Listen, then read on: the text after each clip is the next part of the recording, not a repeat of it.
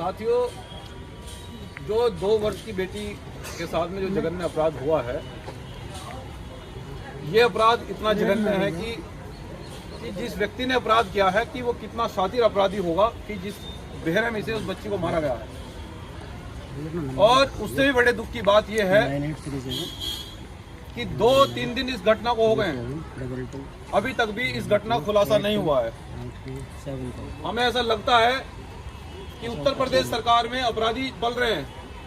जो प्रदेश की सरकार बार बार ये दम भरती है, ये कहती है कि हम दलित पिछड़ों का नेतृत्व कर रहे हैं, हम दलित पिछड़ों को अधिकार देंगे, उनको न्याय करेंगे, तो हमें ऐसा लगता है कि सबसे ज्यादा उत्पीड़न इस सरकार में दलित पिछड़ों का हो रहा है। लेकिन हम ये कहना चाहते हैं कि भीम आर्मी जय हिंद संगठन एक पूरे देश के अंदर एक बड़ा आंदोलन चला रहा है। देखिए, देश और प्रदेश की जनता जो जिले के अधिकारी होते हैं उनसे न्याय की उम्मीद होती है, और अगर आप न्याय नहीं करेंगे तो फिर जनता सड़क पे उतरेगी मजबूरन, और फिर वो आंदोलन करेगी। और उससे पहले मैं आपको एक बात कहना चाहता हूं मेरठ के लोगों कि ये अपराध पहली बार नहीं हुआ है। मेरठ में जितने भी अपराध हुए हैं सब में हम लोगों ने न्याय की बात करी, लेकिन मेरठ के अंदर ही सबसे ज्यादा अपराध क्यों हो रहा है?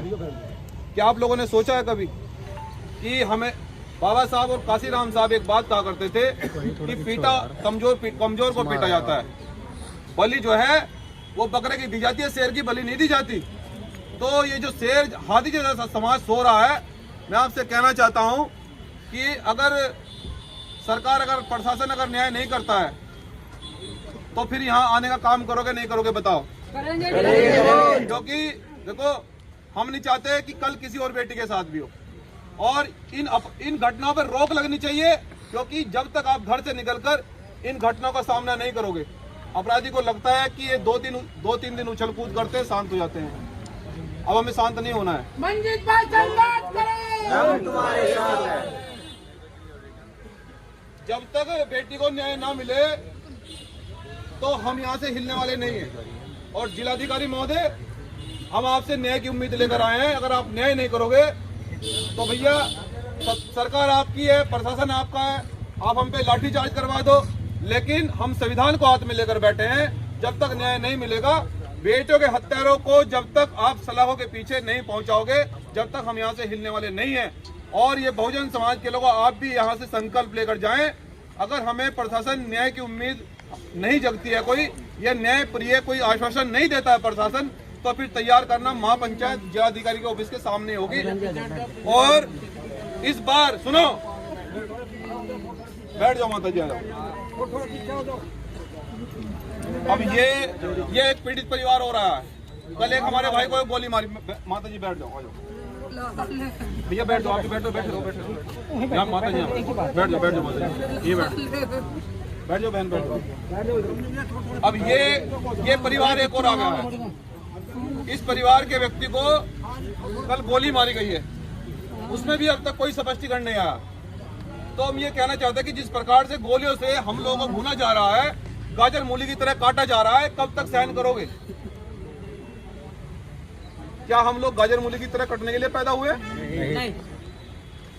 अरे हमारे पुरखों ने शासन किया है देश के अंदर, संविधान निर्माता की कौम से हम लोग आते हैं।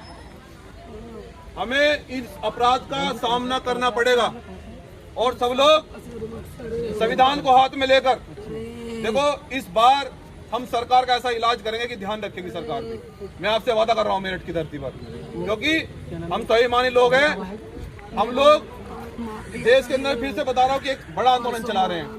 अगर हमारे इस बेटी के साथ में, दोनों परिवारों के साथ में न्याय नहीं होता है तो महापंचायत की घोषणा करेंगे, लेकिन पूरे पश्चिम उत्तर प्रदेश के लोग पहुंचेंगे नहीं पहुंचेंगे इस ऑफिस पर? सब लोग हाथ में संविधान को लेकर निकलना, सब लोग संविधान को हाथ में लेकर निकलना, और एक ऐसी क्रांति होगी कि आज के बाद कोई घटना करने से पहले बहुजन समाज के लोगों पर सोचेगा। तो मैं ऐसी उम्मीद करता हूं। अभी अधिकारियों ने कहा है कि मीटिंग चल रही है, बात करेंगे, तो पहले अधिकारियों से क्या शासन देते तो उनसे बात कर लें, उसके बाद फिर हम ऐलान करेंगे महापंचायत का। सब लोग तैयार हैं? हाथ खड़ा करके बताओ, तैयार है? जेल भी भेज सकते हैं, तैयार है सब लोग?